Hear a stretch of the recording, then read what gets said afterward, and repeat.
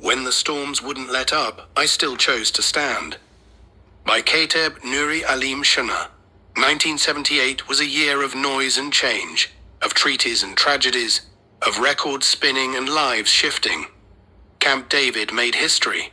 A blizzard smacked Boston like it owed it money. Jim Jones took lost souls down a dark road.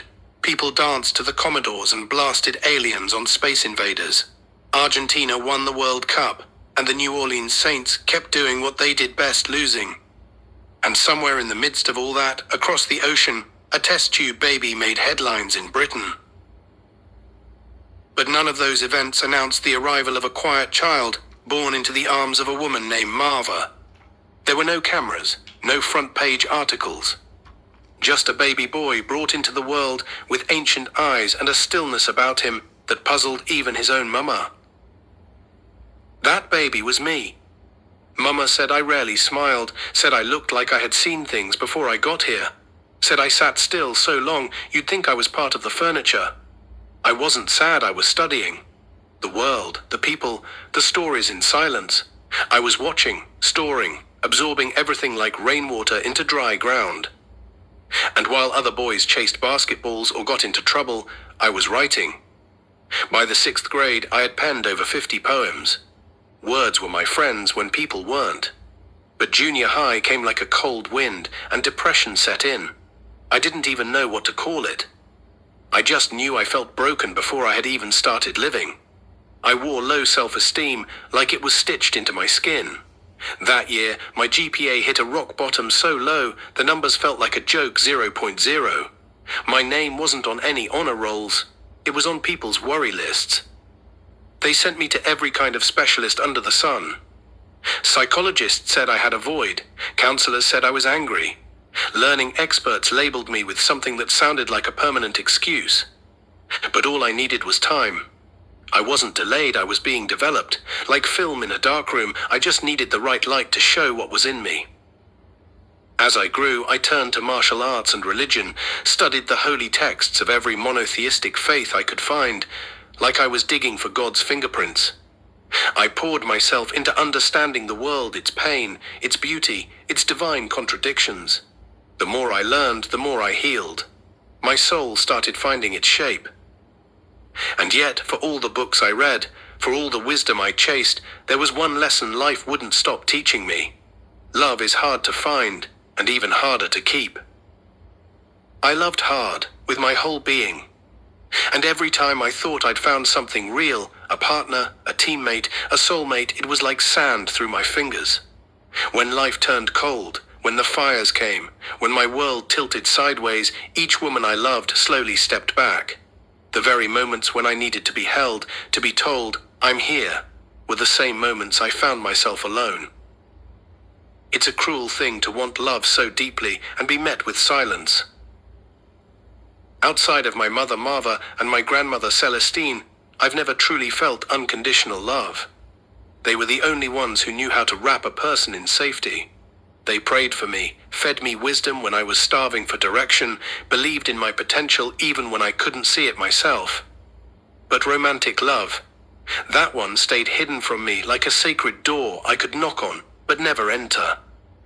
Every time I gave my heart, it felt like the universe watched in silence as it got mishandled, misread, or left behind.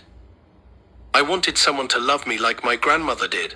Someone who wouldn't just be there for the victories, but would hold space for me during the bruises. Someone who didn't see me as just a poet or thinker, but as a man who cries, who breaks, who needs to be carried sometimes too. But love, she always seemed to vanish just when I needed her the most. Still, I kept going. In 1997, I went to Georgia for a new start. But family called me back and I answered. My grandfather was dying and my grandmother needed me. So I returned, not out of obligation, but out of love, the kind you show up for. I enrolled in college, pursued psychology. Maybe because I wanted to understand why people leave, why they fail each other, why love can't be enough. I started writing again. A girl named Sally Ann came to me in a vision, sitting beneath a tree. Her story grew roots in my mind. I began crafting a book, pages full of her voice, her struggle, her spirit. But life wasn't done testing me. My newborn son Jabriel passed away at just 9 days old. Hurricane Katrina hit, flooding lives and dreams. And then my grandmother's health declined, my anchor, my everything. In my grief, I rushed to finish Sally Ann just so my grandmother could hold it.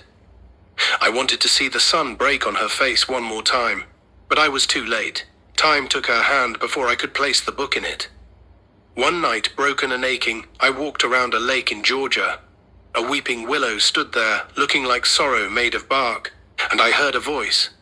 Not a memory, a message. By the pond you shall see me, standing there like a weeping willow tree, dreary and weary, eyes all teary. My soul cries out, but does anyone hear me? It was her, my grandmother, speaking through the wind. I ran home and wrote those words down. I faxed them to her in Houston, and somehow God knows how she read them. Her voice trembled with joy. Kateb, she said, this is a blessing. It brought a smile to my weary body. This is the most beautiful thing I've read in a long time. That was the last time I heard her voice. March 25th, 2006, she transitioned, 5 months after I buried my son. You'd think I'd quit, give up, disappear. But I remembered Job, I remembered Noah, I remembered that sometimes faith is all that stands between you and madness. So I kept going. The doors didn't open easily. Publishing was a battlefield. Rejection letters piled up like unpaid bills. But I pressed on, bruised and believing.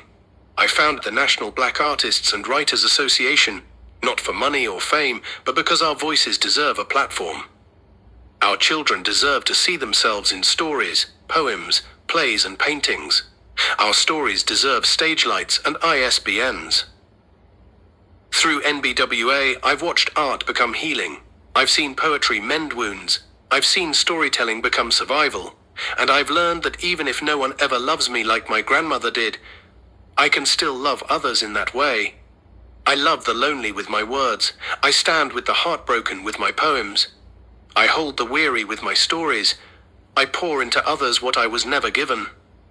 That is legacy. That is love given freely, even when it hasn't returned home. So here I am, still walking, still writing, still believing that maybe one day love will find me and stay. But even if it doesn't, I have become love. Because when the storms wouldn't let up, I still chose to stand.